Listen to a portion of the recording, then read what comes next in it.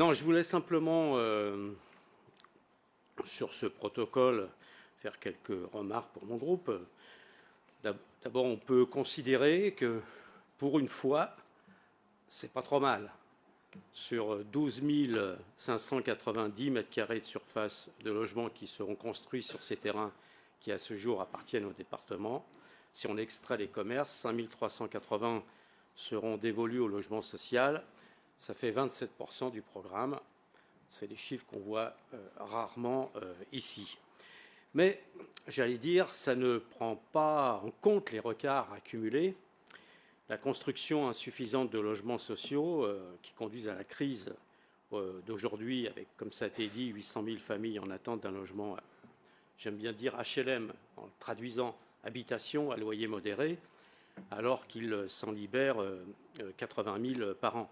Et j'ajoute une petite phrase, puisque tout à l'heure vous avez dit ce qui fait qu'on n'en construit pas aujourd'hui, c'est qu'il y a, comme on ne construit que des programmes mixtes, comme il n'y a plus de possibilité pour l'instant de vendre des logements, donc on n'en construit plus. Mais je vous signale que même lorsqu'on construisait beaucoup de programmes dans les Hauts-de-Seine de logements, la part de logement social était très faible. Alors, j'ai pris plutôt parce que c'est eux qui sont là, qui vont recevoir le terrain, qui vont acheter le terrain, mais plutôt, par exemple, participent de cette insuffisance de construction de logements sociaux, puisque quand on constate leur pourcentage actuel est de 28,3%, alors qu'il était de 30,7% il y a 20 ans.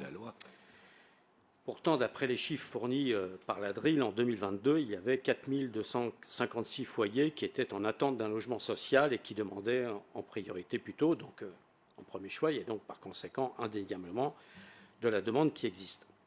Donc je pense que le département aurait pu et même aurait dû être un peu plus exigeant puisque le terrain lui appartient.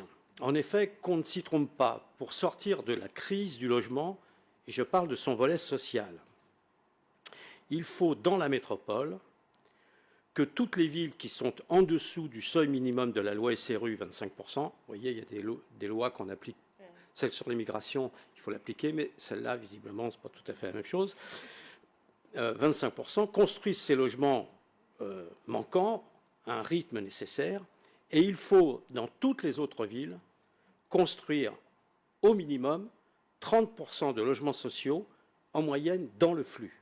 Toutes les communes. Le schéma régional de l'habitat pour la période 2024-2030, proposé par la région Île-de-France et présidé par votre collègue et ami politique, Valérie Pécresse, et l'État représenté par Marc Guillaume, le préfet de région, s'est d'ailleurs emparé de cet objectif et propose que le pourcentage à construire dans le flux soit modulé en fonction du pourcentage de logements sociaux. Par exemple, pour Puteaux, puisque je suis allé regarder, c'est 25% bornes basses dans certaines opérations et bornes hautes, 40%. C'est ça qui est mis en débat actuellement dans le CRHH.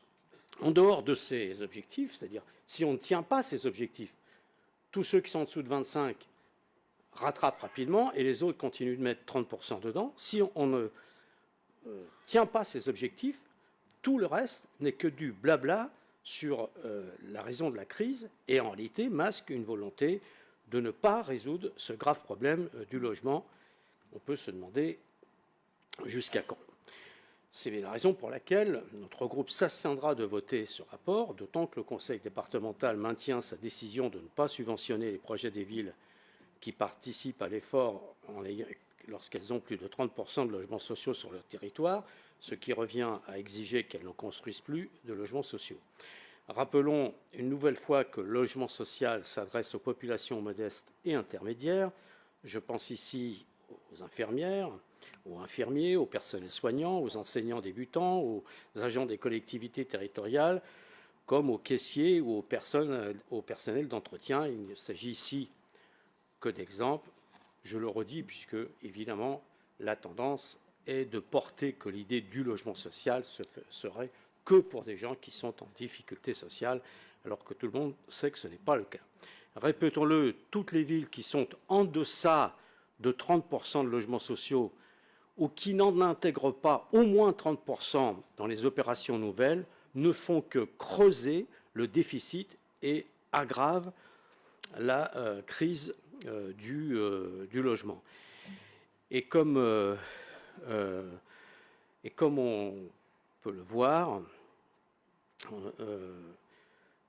visiblement, pour le logement, on n'est pas soumis à la même logique que pour l'énergie renouvelable, où là, on se dit qu'il faut absolument une solidarité entre les communes. Pour l'instant, sur cette question, nous n'y sommes pas. Merci à vous.